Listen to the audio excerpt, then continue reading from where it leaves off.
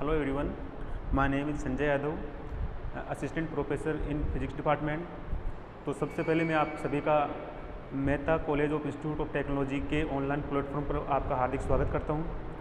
आज अपन स्टार्ट करने जा रहे हैं बीएससी थर्ड ईयर फिजिक्स। तो सबसे पहले अपन देख लेते हैं कि पेपर का डिस्ट्रीब्यूशन क्या है। देखिए पेपर आपके वही 3 पार्ट में डिवाइडेड है। फर्स्ट जो पेपर है आपका वो है क्वांटम मैकेनिक्स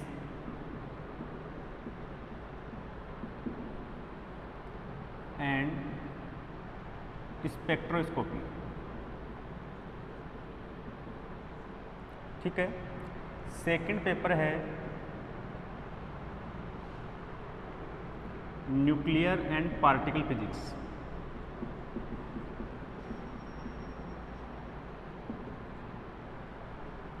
थर्ड पेपर है सॉलिड स्टेट फिजिक्स।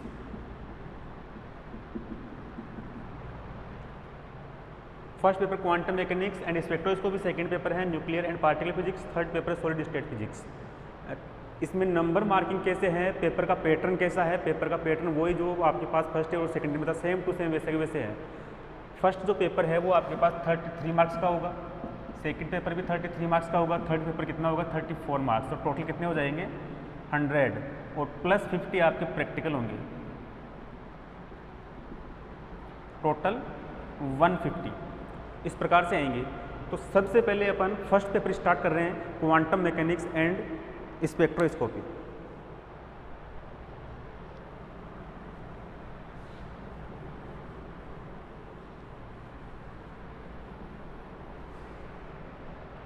तो क्वांटम मैकेनिक्स स्टार्ट करने से पहले सबसे पहले अपन देख लेते हैं कि वास्तव में ये क्वांटम मैकेनिक्स है क्या।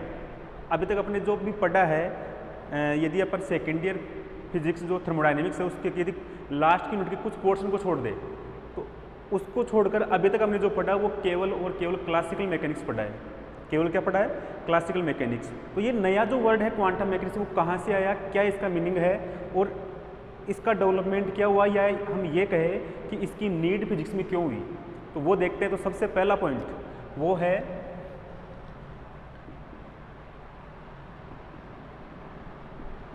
Development of quantum mechanics.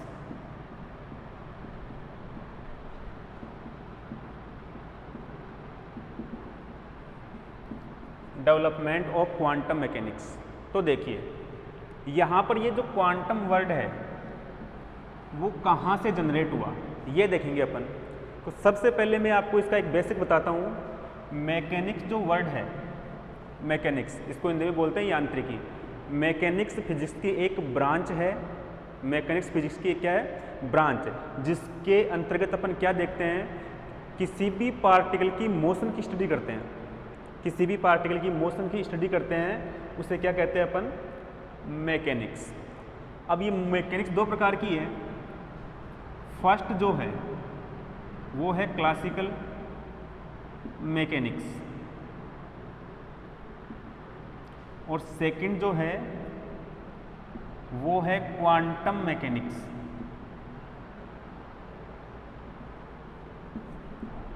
तो मैं जनरली यदि बात करूं तो क्लासिकल मैकेनिक्स के बारे में, तो क्लासिकल मैकेनिक्स के अंतर्गत हम उस पार्टिकल की मोशन की स्टडी करते हैं हम जिनको हम आसानी से देख सकते हैं। ऐसे पार्टिकल जिसको हम आसानी से देख सकते हैं विदाउट स्पेक्ट्रोस्कोप, उसकी स्टडी हम किस में करते हैं? क्लासिकल मैकेनिक्स में। और ऐसे पार्टिकल जिसको हम विदाउट स्पेक्ट्रोस्कोप देख नहीं सकते उसकी स्टडी अपन किस में करते हैं? क्वांटम मैकेनिक्स में। किस में करते हैं? क्वांटम मैकेनिक्स में। अब देखिए सबसे पहले अपन क्लासिकल मैकेनिक्स की बात कर रहे हैं कि क्लासिकल मैकेनिक्स क्या है और क्लासिकल मैकेनिक्स के द्वारा अपन पूरी की पूरी फिजिक्स क्यों सोल्व नहीं कर सकते, उसके बाद में क्वांटम मैकेनिक्स का स्टार्ट कैसे होता है। तो देखिए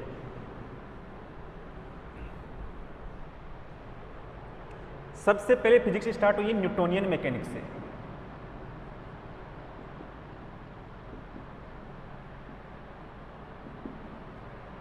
सबसे पहले फिजिक्स स्टार्ट हुई है न्यूटोनियन मैकेनिक्स से। मान लीजिए आपके पास में कोई एक पार्टिकल है, उसके ऊपर आपने F फोर्स अप्लाई कर दिया।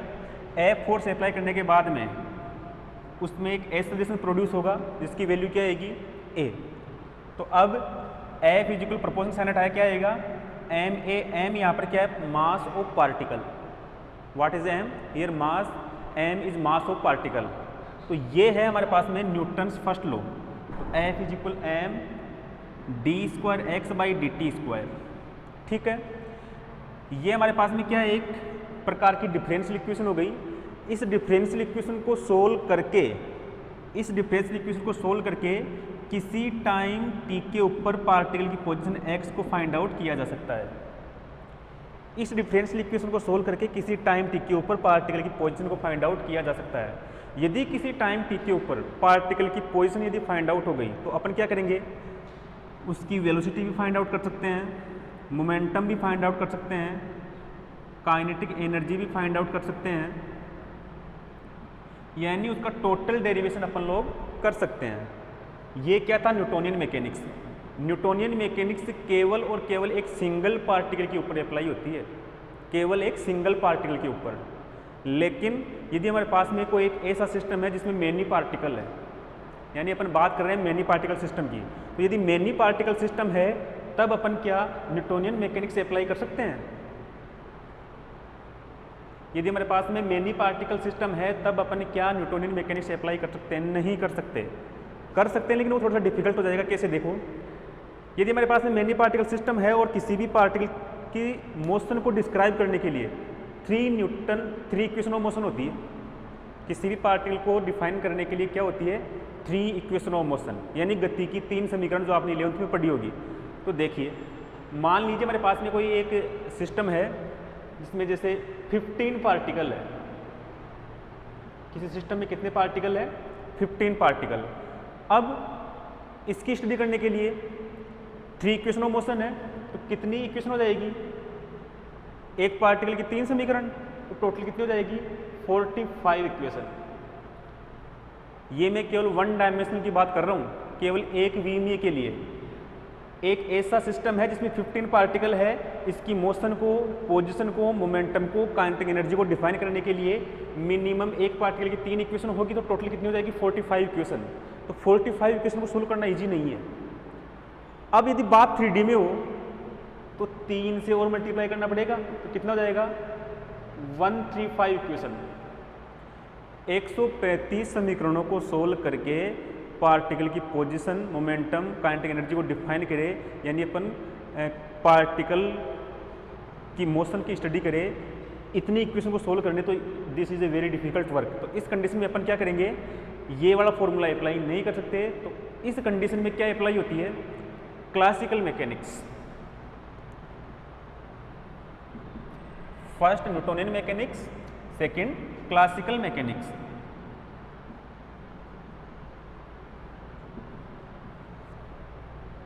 Classical mechanics many particle system के लिए अपन यूज लेंगे क्लासिकल मैकेनिक्स। अब यहां पर देखिए, क्लासिकल मैकेनिक्स में ऐसा क्या किया कि ये जो पूरी की पूरी जो प्रॉब्लम है वो सॉर्ट आउट हो जाती है।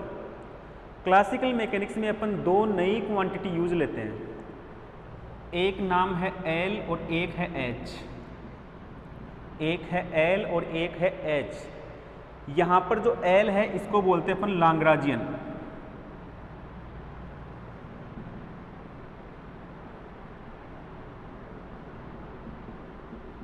इसको बोलते हैं अपन हैमिल्टोनियन।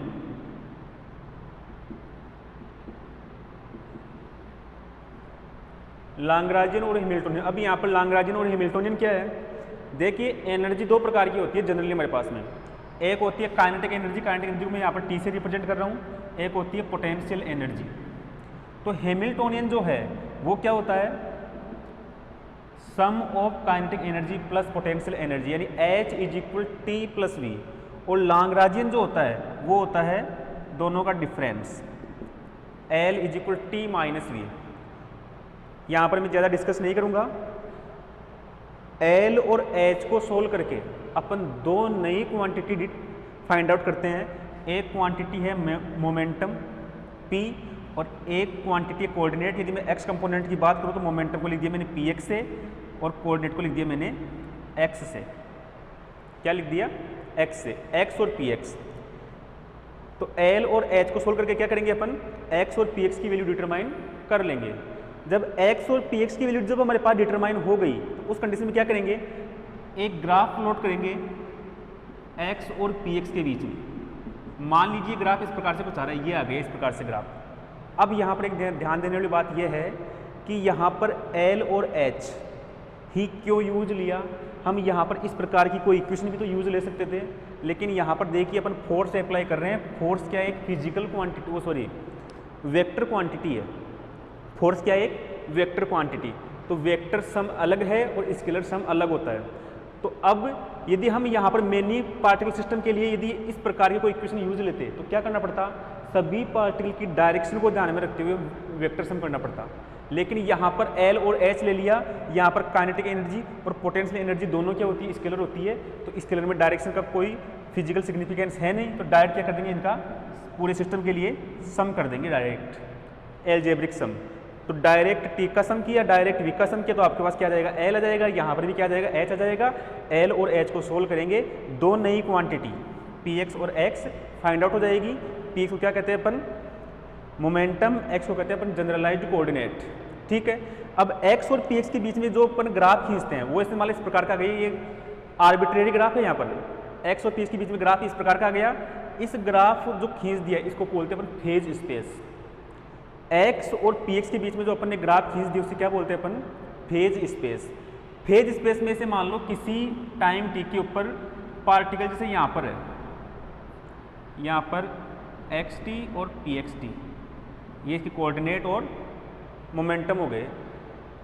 यहाँ पर यदि कोई पार्टिकल है तो इस पॉइंट को बोलते हैं अपन फेज पॉइंट।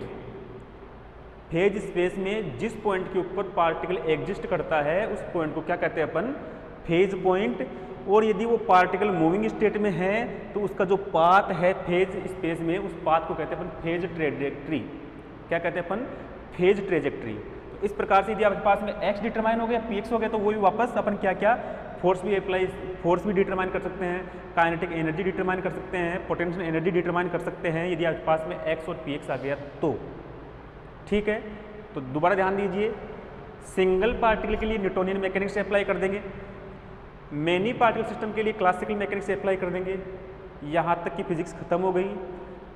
अब यदि हमारे पास में कोई सिस्टम दूसरे प्रकार का हो, यदि अपन एक इस प्रकार के सिस्टम की बात करें जहाँ पर आपके पास में कोई रेडिएशन हो, चार्ज हो, उस कंडीशन में क्या करेंगे, देखिए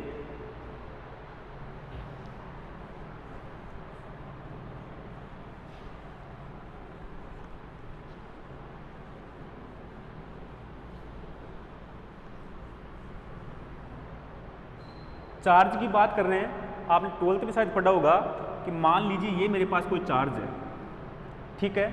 ये चार्ज स्टार्टिंग में यदि रेस्ट पे है, किस पे है, रेस्ट यानी विराम अवस्था में है। चार्ज जब रेस्ट पे रहेगा तो वो क्या प्रोड्यूस करेगा, इलेक्ट्रिक फील्ड प्रोड्यूस करेगा। रेस्ट पे रहेगा तो क्या प्रोड्यूस करेगा, इलेक्ट्रिक फील्ड प्रोड्यूस करेगा वो चार्ज। यदि ये चार्ज मूविंग स्टेट में है, गतिशील अवस्था में है, मूविंग है लेकिन किससे, कांस्टेंट वेलोसिटी से, कांस्टेंट वेलोसिटी से, तो उस कंडीशन में क्या होगी,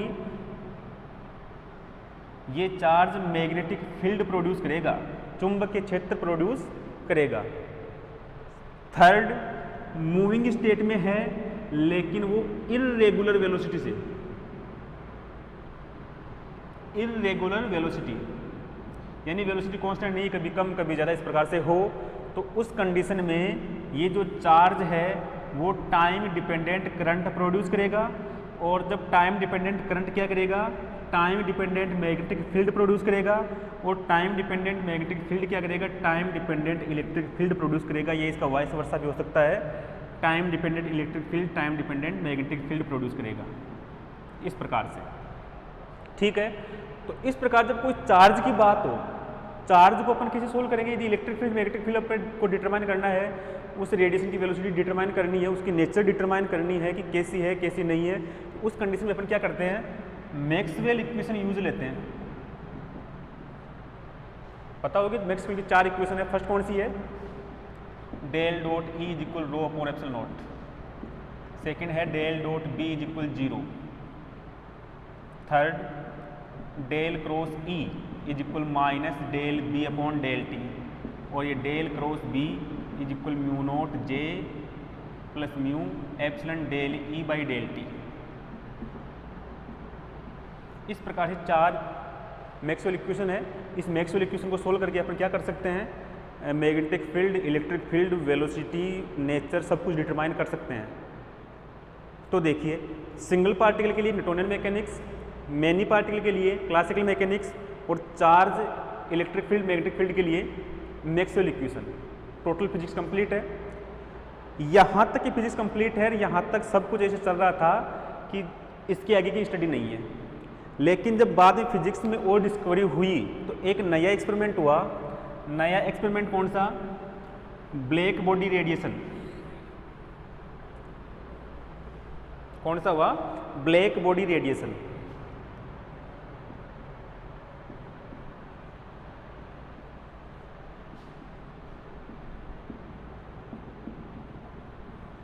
ब्लैक बॉडी रेडिएशन। तो ब्लैक बॉडी रेडिएशन की स्टडी करने से पहले यहां पर एक वर्ड आ रहा, black body. What is black body? कोई एक ऐसी वस्तु जो काली है उसे ब्लैक बॉडी कहते हैं ना। पढ़ा होगा आपके साथ 11th में था ये ब्लैक बॉडी। ब्लैक बॉडी क्या होती है? एक ऐसा ऑब्जेक्ट जो किसी भी वेवलेंथ की लाइट को एब्जॉर्ब भी कर सकते और एमिट भी कर सके। एक ऐसा ऑब्जेक्ट जो किसी भी वेवलेंथ की लाइट को एब्जॉर्ब भी कर सके और एमिट भी कर सके, उसे क्या कहते हैं अपन? ब्लैक बॉडी कहते हैं। इसका हिंदी में नाम आता है कर्षणिका। ब्लैक बॉडी को हिंदी में बोलते हैं कर्षणिका। रेडिएशन को बोलते हैं विकिरण। कर्षणिका विकिरण ये टॉपिक है।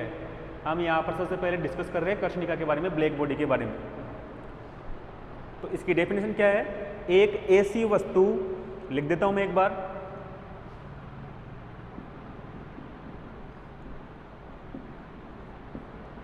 जो सभी तरंगदैर्ध्य के प्रकाश का अवशोषण व उत्सर्जन कर सकती है, कर्षणिका कहलाती है।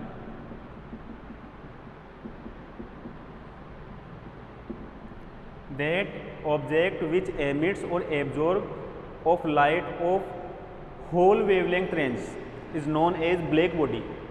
यानी यहाँ पर लैम्डा क्या ले रखा है? 0 to इनफाइनाइट। क्या ले रखा है? 0 to इनफाइनाइट। कितनी भी हो सकती है, सॉरी 0 से बड़ी होनी चाहिए। यदि 0 है तो वो लाइट ही नहीं होगी, फिर ग्रेटर देन 0। ठीक है।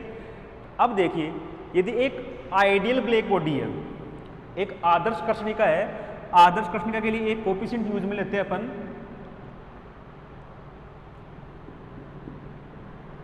एब्जॉर्प्शन कोफिशिएंट, अवशोषण गुणांक। अवशोषण गुणांक इसकी वैल्यू होती है 1। क्या होती है?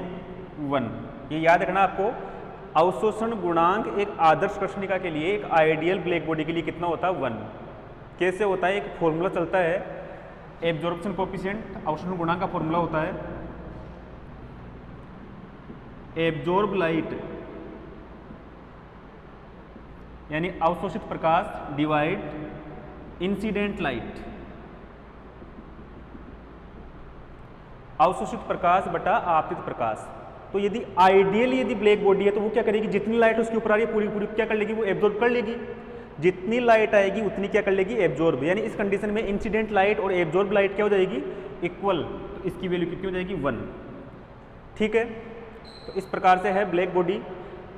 अब देखिए, इसका एक एक्सपेरिमेंट करते हैं अपन, एक एग्जाम्पल के थ्रू समझते हैं इसको।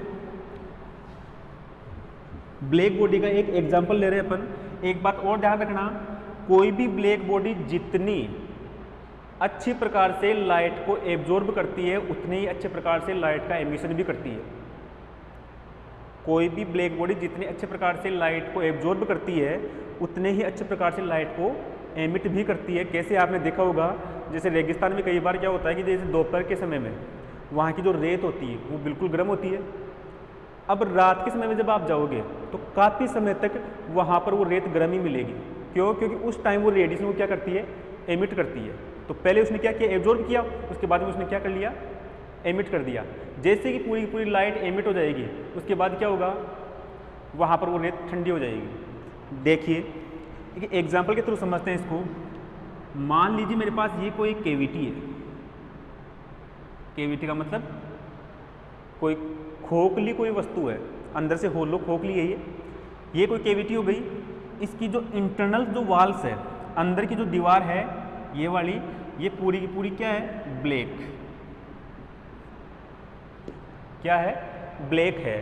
यहाँ पर एक कोई माइक्रो स्मॉल होल है, इस होल का मैंने नाम दिया बी। क्या नाम दे दिया, बी नाम दे दिया। अब कोई रेडिएशन है, इस रेडिएशन की वेवलेंथ में लैम्डा मान लेता हूँ। ये रेडिएशन इस होल के थ्रू इस केविटी में एंटर कर गई, इस होल के थ्रू इस केविटी में एंटर कर गई। अब यहाँ से क्या होगा, इसका रिफ्लेक्शन होगा। रिफ्लेक्शन जैसे मान लो इस साइड हो गया। देखो पहले ये मीडियम था, यहाँ से यहाँ तक रिफ्लेक्ट होने के बाद भी मीडियम तो सेम ही है ना, मीडियम तो क्या है, सेम। तो ये जो रेडिएशन है बाहर नहीं गई, इसका मतलब क्या है, इसका मतलब ये है कि आपने एक 12th में डेफिनेशन पढ़ी होगी, क्रिटिकल एंगल। क्या पढ़ा होगा, क्रिटिकल एंगल, क्रांतिक कोण। क्रांतिक कोण क्या होता है, एक ऐसा कोण जिस पर, एक ऐसा कोण जिस पर, सॉरी, एक ऐसा कोण जिससे अधिक कोण पर, जिससे अधिक कोण पर विकिरण या तरंग वापस उसी माध्य में लौट आती है, उसे क्या कहते हैं अपन, क्रांतिक कोण। एक्चुअल में क्रांतिक कोण क्या होता है वो देखिए। हमारे पास में दो मीडियम है, ये हमारे पास में रेयर मीडियम विरल माध्यम, ये हमारे पास में सघन माध्यम है।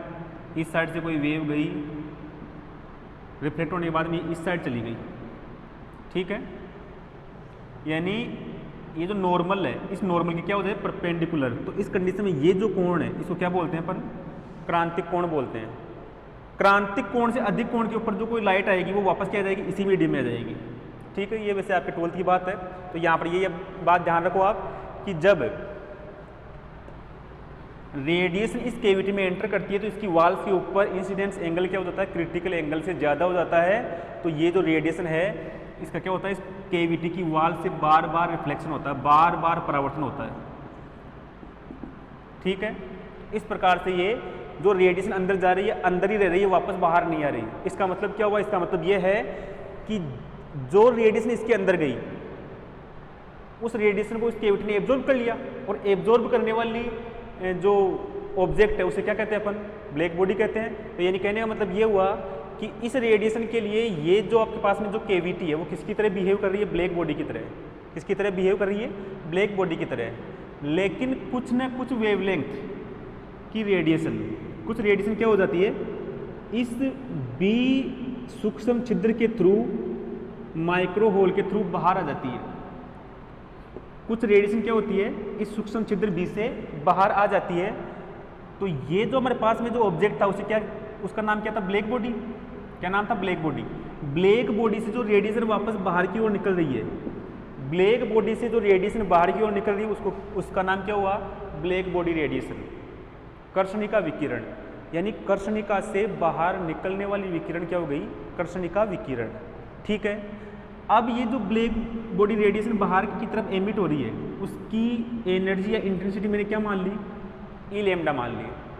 अंदर जो एंटर कर रही है रेडिएशन उसकी वेवलेंथ लैम्डा मान रहा हूँ मैं। बाहर जो वापस एमिट हो रही है ब्लैक बॉडी रेडिएशन उसकी इंटेंसिटी कितनी मान ली मैंने, ई लैम्डा मान ली। अब ई लैम्डा और लैम्डा के बीच में एक ग्राफ प्लॉट करेंगे अपन। ये लैम्डा और ये ई लैम्डा, इसके बीच में ग्राफ प्लॉट करेंगे। तो ये ग्राफ इस प्रकार से कुछ आएगा।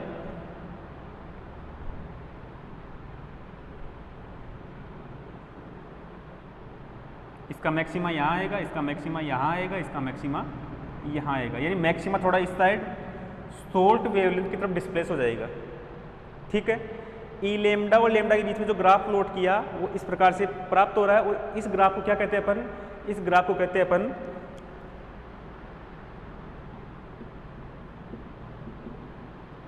कर्षणिका ऊर्जा वितरण वक्र, ब्लैक बॉडी एनर्जी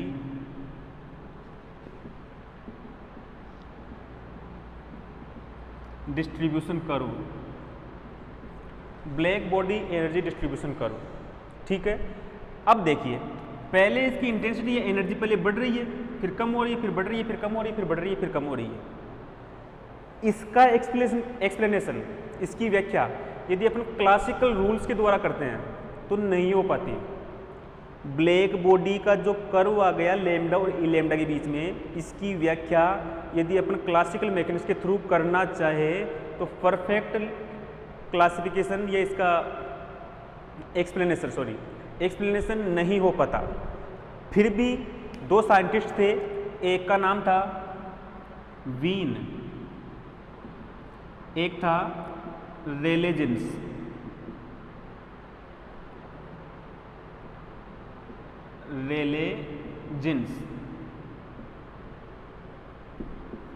इन्होंने क्लासिकल मैकेनिक्स की कुछ रूल को फॉलो करके, उसमें मोस्ट था मैक्सवेल बोल्ट्जमान स्टैटिक्स या Maxwell Boltzmann distribution law, Maxwell Boltzmann का वितरण नियम, क्लासिकल मैकेनिक्स के रूल है ये। दोनों का यूज करके इन्होंने कुछ फंडामेंटल लॉ दिए, उन लॉ के आधार पर इसको एक्सप्लेन करना चाहा, लेकिन फिर भी वो एक्सप्लेन नहीं हो पाया। वीन का नियम क्या है, रेले जीन्स का नियम क्या है, इसकी स्टडी अपन बाद में करेंगे, आपके सिलेबस में है ये, लेकिन इन दोनों के द्वारा परफेक्टली ये एक्सप्लेन नहीं हो पाया। ठीक है, जब इनके द्वारा परफेक्टली एक्सप्लेन नहीं हो पाया तो इसकी फिर स्टडी आगे चली। फिर जब इसकी स्टडी आगे चली तो फिर एक वर्ड आया,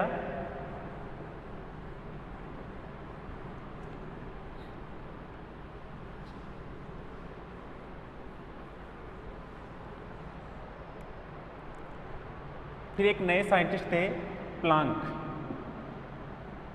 क्या थे? प्लांक। प्लांक ने एक परिकल्पना दी जिसको कहते हैं अपन प्लांक परिकल्पना।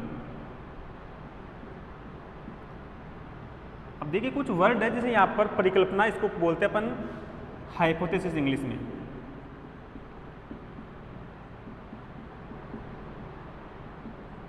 हाइपोथेसिस एक वर्ड, आपने कुछ वर्ड है जिनका वास्तव में उनका नॉलेज होना बहुत ज़रूरी है। अपन पढ़ लेते लेकिन पता नहीं होता। जैसे यहाँ पर परिकल्पना वर्ड आ रहा है, क्या है ये? एक आपने फर्स्ट और सेकेंड ईयर में पढ़ा होगा, अभिग्रहित, पोस्टुलेट। इसमें कुछ डिफरेंस है परिकल्पना और अभिग्रहित में, बहुत बड़ा डिफरेंस है। देखो हाइपोथेसिस क्या है, किसी भी एक पर्टिकुलर पर्सन द्वारा कोई स्टेटमेंट दे दिया जाए, किसी भी एक पर्सन द्वारा कोई एक पर्टिकुलर स्टेटमेंट दे दिया जाए और उस स्टेटमेंट के आधार पर सभी चीज़ें एक्सप्लेन हो जाए, उसको क्या कहते हैं अपन? हाइपोथेसिस, परिकल्पना। ऐसे ही प्लांक ने भी एक परिकल्पना दी थी जिसकी अपन बाद में बात करेंगे। एक वर्ड है या आ रहा है यहाँ पर अभिग्रहित, अभिग्रहित, पोस्टुलेट। पोस्टुलेट क्या होते हैं? कुछ ऐसे फंडामेंटल रूल होते हैं जिनको मेजर कर लिया गया और वो हर जगह वैलिड होते हैं। जिनको मेजर कर लिया गया और वो हर जगह क्या होते हैं? वैलिड। इनको प्रूफ किया जा सकता है लेकिन इनको प्रूफ नहीं किया जा सकता, क्योंकि ये एक पर्टिकुलर पर्सन के द्वारा स्टेटमेंट दिया गया है विदाउट एनी एक्सपेरिमेंटल ऑब्जर्वेशन। ठीक है, अब प्लांक की परिकल्पना क्या थी? उसने ये कहा कि जो ब्लैक बॉडी होती है, ब्लैक बॉडी रेडिएशन एक प्रकार की ईएम वेव, इलेक्ट्रोमैग्नेटिक वेव होती है, विद्युत चुंबकीय तरंग होती है। और ईएम वेव क्या करती है? छोटे छोटे पैकेटों के फॉर्म में, छोटे छोटे पैकेटों के फॉर्म में मोशन करती है। और उस कंडीशन में देखिए कि जो प्रत्येक जो पैकेट है, यानी कहने का मतलब ये बोलना चाह रहा हूँ कि प्लांक ने ये हाइपोथेसिस दिया कि ब्लैक बॉडी रेडिएशन एक प्रकार की इलेक्ट्रोमैग्नेटिक वेव है फर्स्ट, और वो जो इलेक्ट्रोमैग्नेटिक वेव है वो क्या करती है? एनर्जी को एब्जॉर्ब भी करती है और एमिट भी करती है। ऊर्जा का उत्सर्जन भी करती है और अवशोषण भी करती है। जब वो ऊर्जा का उत्सर्जन और अवशोषण करती है वो किस फॉर्म में करती है? छोटे छोटे पैकेटों के फॉर्म में करती है। और एक जो पैकेट है उस पैकेट की ऊर्जा कितनी होती है? H new. मिनिमम कितना होता है? H nu. इसकी क्या होती है? Integer N H nu. E is equal N H nu, यानी उसकी एनर्जी एच न्यू हो सकती है, 2 एच न्यू हो सकती है, 3 एच न्यू हो सकती है। इस प्रकार से यहाँ पर एन इज इक्वल 1 2 3 4 5 जितना भी है। ठीक है, दोबारा सुनिए। Black body radiation EM wave होती है। ईएम वेव क्या करती है? एनर्जी का एमिशन भी करती है और एब्जॉर्प्शन भी करती है। वो भी क्या करती है? कंटिन्यूसली नहीं करती, सतत रूप में नहीं करती। वो क्या करती है? डिस्क्रीट फॉर्म में करती है, छोटे छोटे विविक्त भागों के रूप में करती है। और उस विविक्त भाग है, उस डिस्क्रीट पार्ट की एनर्जी कितनी होती है? N H new. एन के यहाँ पर कोई इंटीजर मल्टीपल। ठीक है, तो अब देखिए यहाँ पर एक पैकेट जो है उस पैकेट को बोलते हैं अपन क्वांटा। क्या बोलते हैं अपन? क्वांटा।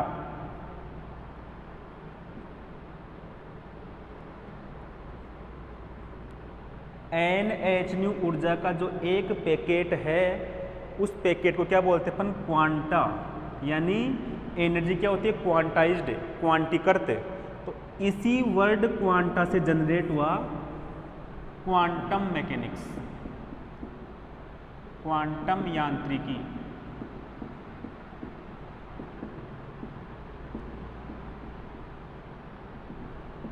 इसी वर्ड क्वांटा से क्या जनरेट हुआ? Quantum mechanics.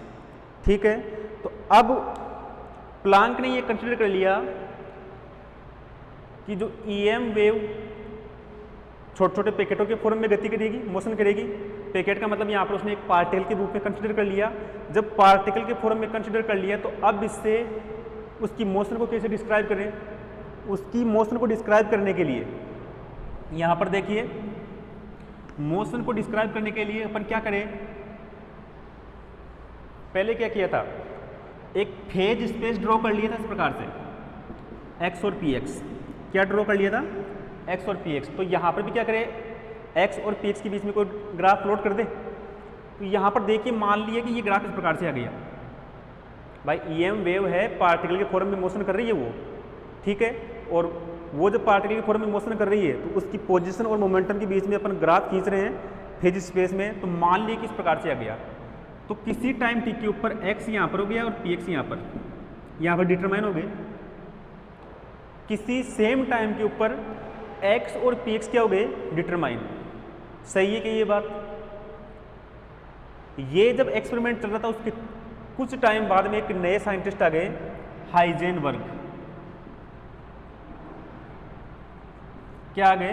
हाइजेनबर्ग। हाइजेनबर्ग ने कहा this is not true, this is not true. Heisenberg ने यह कहा किसी भी पार्टिकल के लिए क्वांटम मैकेनिक्स में सेम टाइम के ऊपर एक्स और पी एक्स फाइंड आउट नहीं किया जा सकता। सेम टाइम के ऊपर फाइंड आउट दोनों को एक साथ मेजर नहीं किया जा सकता। इसे कहते हैं अपन हाइजेनबर्ग अनसर्टेनिटी प्रिंसिपल। हाइजेनबर्ग का अनिश्चितता सिद्धांत पता होगा आपको, del X dot del P X greater than और इक्वल एच केट बाई 2। दोनों का मल्टीप्लाई एच केट बाई 2 से ज़्यादा हो सकता है लेकिन कम नहीं हो सकता। ठीक है, तो यहाँ पर ये कंसेप्ट भी आके फेल हो गया। भाई एक्स और पी एक्स को ऊपर एक साइड डिटरमाइन नहीं कर सकते। यदि आपको एक्स पता है तो पी एक्स पता नहीं है, यदि पी एक्स पता है तो आपको एक्स पता नहीं है। तो ये कंसेप्ट भी यहाँ पर आके रुक गया। ठीक है, भाई एक्स फेज स्पेस ड्रॉ नहीं कर सकते। तो कुछ समय के लिए ये एक्सपेरिमेंट यहीं तक ऐसे कैसे पड़ा रहा। उसके बाद में इसमें और डिस्कवरी हुई और डिस्कवरी के बाद में एक साइंटिस्ट आए, डी ब्रोगली।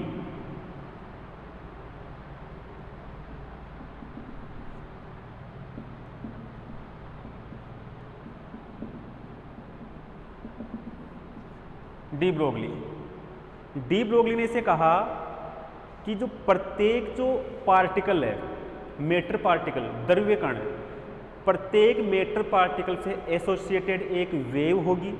प्रत्येक मैटर पार्टिकल से एसोसिएटेड एक वेव होगी और उस वेव की वेवलेंथ लैम्डा इक्वल क्या होगी h/p। लैम्डा इक्वल क्या होगी h/p। यहाँ पर p की वैल्यू क्या होती है mv। क्या होती है mv। ठीक है। अब देखिए एक पार्टिकल से एसोसिएटेड उसने एक वेव मान ली और वेव ही क्या थी, एक प्रकार की इलेक्ट्रोमैग्नेटिक रेडिएशन थी या ब्लैक बॉडी रेडिएशन थी। तो अपन क्या करें, उस ब्लैक बॉडी रेडिएशन का जो कर्व आया था उसको एक्सप्लेन करने के लिए एक वेव मान ले और वेव से एसोसिएटेड एक वेव फंक्शन मान ले साई। क्या मान ले, साई। ब्लैक बॉडी रेडिएशन में क्या आया, एक पार्टिकल की तरह कंसीडर किया फोटोन के फॉर्म में। फोटोन के फॉर्म में कंसीडर करने के बाद में डी ब्रोगली ने क्या कहा, यदि फोटोन के फॉर्म में कंसीडर कर लिया तो उससे एसोसिएटेड एक वेव भी होगी। उस वेव की वेवलेंथ क्या हो गई, लैम्डा हो गई। ठीक है, lambda is equal h/p, p की वैल्यू mv। ठीक है, तो जब उसको वेव कंसीडर कर लिया तो अब जब वेव कंसीडर करने के बाद में काइनेटिक एनर्जी या उसकी पोजीशन या उसके ऊपर अप्लाई फोर्स कितना है ये डिटरमाइन करने के लिए क्या करेंगे अपन, एक वेव फंक्शन डिटरमाइन कर ले। अब यदि आपके पास में वेव फंक्शन डिटरमाइन हो जाएगा उसके बाद में क्या होगा, यदि आपको काइनेटिक एनर्जी चाहिए T, तो T का ऑपरेटर यहाँ पर लगा दो, काइनेटिक एनर्जी की वैल्यू हो जाएगी। फोर्स चाहिए, फोर्स का ऑपरेटर यहाँ पर लगा दो साई के साथ में, फोर्स की वैल्यू हो जाएगी। जो फिजिकल क्वांटिटी आपको चाहिए उस फिजिकल क्वांटिटी को साई के ऊपर वेव फंक्शन के ऊपर अप्लाई कर दो, वो वैल्यू आपके पास में डिटरमाइन हो जाएगी। लेकिन यहाँ पर दिक्कत यह है कि वेव फंक्शन साई मेजर कैसे करें कि वेव फंक्शन साई क्या होगा। अब देखिए वेव फंक्शन साई के लिए फर्स्ट में था आपके पास में वेव इक्वेशन, तरंग समीकरण। और याद हो तो 3D मोशन के लिए तरंग समीकरण क्या ये थी, del square psi is equal 1/v² del square psi by del T square. Del square psi is equal 1/v², del square psi upon del T square. 3D wave equation की बात कर रहा हूँ मैं यहाँ पर। अब जब इस प्रकार की इक्वेशन आ गई तो ये आपके पास में वेव फंक्शन हो गया, वेव इक्वेशन हो गई। इस वेव इक्वेशन को सोल्व करके अपन क्या कर सकते हैं, वेव फंक्शन डिटरमाइन कर सकते हैं। और वेव फंक्शन डिटरमाइन होते ही आपके पास में सब कुछ प्रॉब्लम सोल्व हो जाएगी। लेकिन यहाँ पर देखिए ये जो आपके पास था वेव इक्वेशन क्या होती है, एक तरंग की समीकरण, केवल एक तरंग की समीकरण होती है ये। और उसी वन वेव के लिए क्या करेंगे, यहाँ पर ये क्या किसको शो करता है, वेलोसिटी को शो करता है। अब यहाँ तक एक्सपेरिमेंट होने के बाद में वेव फंक्शन कैलकुलेट होने वाला था इस इक्वेशन के थ्रू। बाद में एक नया कॉन्सेप्ट आ गया, वो नया कॉन्सेप्ट क्या था, वेव पैकेट।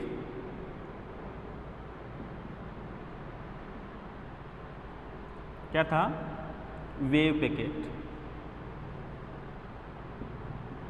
तरंग पैकेट। इसमें क्या हुआ वेव पैकेट में, वेव पैकेट में ये हुआ कि पहले यहाँ पर एक वेव थी, वेव पैकेट में ये कंसीडर हुआ कि जो पार्टिकल से एसोसिएटेड जो वेव है उससे रिलेटेड केवल एक वेव नहीं होगी, उससे रिलेटेड बहुत सारी नंबर ऑफ वेव होगी। बहुत सारी क्या होगी, नंबर ऑफ वेव। और वो जो नंबर ऑफ वेव होगी उसी के सुपरपोजिशन से केवल एक वेव निकल के आएगी। वेव पैकेट क्या कहता है कि एक पार्टिकल से रिलेटेड केवल एक ही वेव नहीं होगी, उससे रिलेटेड बहुत सारी वेव होगी। और उसकी जो रिजल्टेंट वेव निकल के आएगी वो किससे निकल के आएगी, सभी वेव के सुपरपोजिशन से निकल के आएगी, अध्यारोपण से निकल के आएगी। तो इस प्रकार से वेव पैकेट का कॉन्सेप्ट अप्लाई होगा। और जब वेव पैकेट का कॉन्सेप्ट अप्लाई होगा तो उस टाइम में अपन ग्रुप वेलोसिटी की बात करेंगे। किसकी बात करेंगे, ग्रुप वेलोसिटी की। तो ये जो हमारे पास में नई जो आपके पास में क्वांटम कंडीशन के ऊपर लग गई, इस क्वांटम कंडीशन को ये इक्वेशन सेटिस्फाई फॉलो नहीं करती, ये इक्वेशन फॉलो नहीं करती। तो जब ये इक्वेशन फॉलो नहीं करती तो अब इसको आगे कैसे बढ़ाए। उसके बाद में ये जो कहानी, इतनी कहानी थी यहीं तक आके रुक गई, इतनी कहानी यहाँ तक आके रुक गई। अब इतनी रुकने के बाद में कुछ टाइम बाद में एक साइंटिस्ट थे श्रोडिंगर। क्या थे? श्रोडिंगर।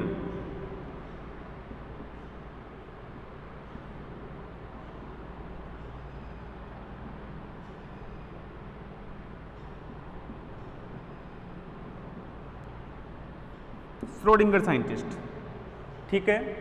अब श्रोडिंगर ने क्या किया, इतनी जो कहानी थी उसको ध्यान में रखिए। इस कहानी को ध्यान में रखने के बाद में उसने केवल इतना किया, डेल स्क्वायर साई को अपनी जगह पर रख लिया और यहाँ पर टाइम का एक डेरिवेटिव कम कर दिया, टाइम का एक डेरिवेटिव कम कर दिया और यहाँ पर कोई एक कांस्टेंट ले, जैसे मैंने गामा स्क्वायर ले लिया।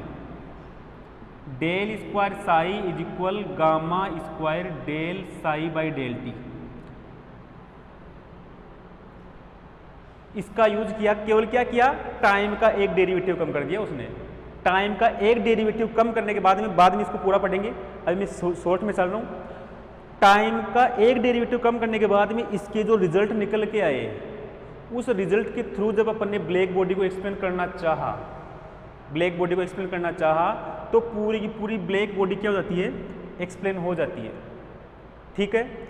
यहाँ पर ये जो गामा जो कांस्टेंट है, ये गामा कांस्टेंट इस प्रकार से लेते हैं कि ये गामा कांस्टेंट, इसमें p इंक्लूड नहीं होना चाहिए, मोमेंटम इंक्लूड नहीं होना चाहिए, e इंक्लूड नहीं होना चाहिए,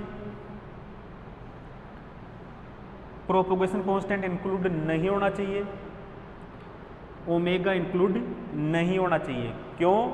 p क्या है, मोमेंटम एक पार्टिकल का, e एनर्जी एक पार्टिकल की, k संचरण नियतांक एक पार्टिकल का, ओमेगा एंगुलर फ्रीक्वेंसी किसी एक पार्टिकल की।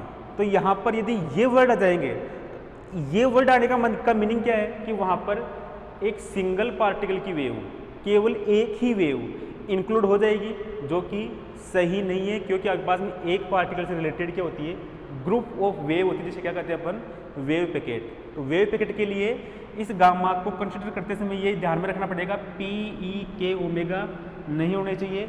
मैं यहाँ पर शॉर्ट में बता रहा हूँ कि श्रोडिंगर इक्वेशन आपकी पूरी क्वांटम मैकेनिक्स में चलेगी। श्रोडिंगर इक्वेशन क्या चलेगी, पूरी की पूरी क्वांटम मैकेनिक्स में चलेगी, या मैं ये कह सकता हूँ कि पूरी की पूरी क्वांटम मैकेनिक्स श्रोडिंगर इक्वेशन के ऊपर बेस है। पूरी की पूरी क्वांटम क्या है, श्रोडिंगर इक्वेशन के ऊपर बेस्ड है। एक बार मैं इस पूरी डिटेल को एक बार समराइज कर देता हूँ। क्या है,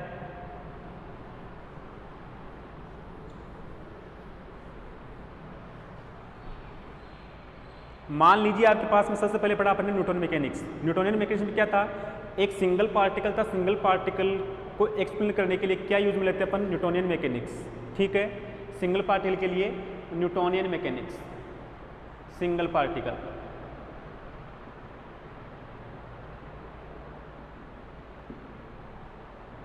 मेनी पार्टिकल सिस्टम है, मेनी पार्टिकल सिस्टम को एक्सप्लेन करने के लिए classical mechanics, many particle system. EM wave, EM wave यानी क्यू चार्ज, इनसे रिलेटेड कुछ भी प्रॉब्लम हो उनको सोल्व करने के लिए मैक्सवेल इक्वेशन, मैक्सवेल इक्वेशन का यूज लेते हैं। लेकिन यदि ब्लैक बॉडी रेडिएशन आ गई, ब्लैक बॉडी रेडिएशन को सोल्व करने के लिए कुछ साइंटिस्ट आए थे, जिसे मैंने नाम बताया था, रेले जीन्स हो गया और वीन हो गया। इन्होंने क्लासिकल मैकेनिक्स के कुछ बेसिक रूल है उनको यूज करके सोल्व करना चाहा, लेकिन वो परफेक्टली सोल्व नहीं हो पाया, ये एक्सप्लेन नहीं हो पाया। उसके बाद में क्या हुआ, उसके बाद में प्लांक एक साइंटिस्ट थे, उन्होंने एक हाइपोथेसिस दिया, एक परिकल्पना दी। परिकल्पना में उन्होंने क्या कहा कि जो प्रत्येक जो आपके पास में यहाँ पर ब्लैक बॉडी रेडिएशन है, वो ब्लैक बॉडी रेडिएशन क्या होती है, इलेक्ट्रोमैग्नेटिक फॉर्म में होती है। और इलेक्ट्रोमैग्नेटिक फॉर्म में जब होने के बाद में उसमें जो एनर्जी का एब्जॉर्प्शन और एमिशन होगा वो किस फॉर्म में होगा, डिस्क्रीट फॉर्म में होगा। और एक जो मिनिमम जो उसकी एनर्जी है डिस्क्रीट फॉर्म में वो कितनी होगी, एच न्यू मिनिमम, और टोटल क्या होती है इस एन की इंटीजर मल्टीप्लाई, ये इसकी क्या होती है टोटल एनर्जी। यानी एनर्जी क्या होती है क्वांटाइज्ड, क्वांटिकृत होती है। और मिनिमम एनर्जी का जो एक जो पैकेट है उसे क्या कहते हैं अपन, क्वांटा। क्या कहते हैं अपन, क्वांटा, और इसी वर्ड क्वांटा से क्या जनरेट हुआ, क्वांटम मैकेनिक्स। लेकिन यहाँ पर भी क्या कर लिया, एक पार्टिकल कंसिडर कर लिया। पार्टिकल कंसिडर करने के बाद में क्लासिकल मैकेनिक्स अप्लाई नहीं कर सकते, क्योंकि हाइजेनबर्ग ने ये कहा कि सेम टाइम के ऊपर एक्स और पी एक्स साथ मेजर नहीं कर सकते। जब एक्स और पी एक्स साथ मेजर नहीं कर सकते तो फेज स्पेस का कॉन्सेप्ट यहाँ पर क्या हो जाता है, फेल हो जाता है।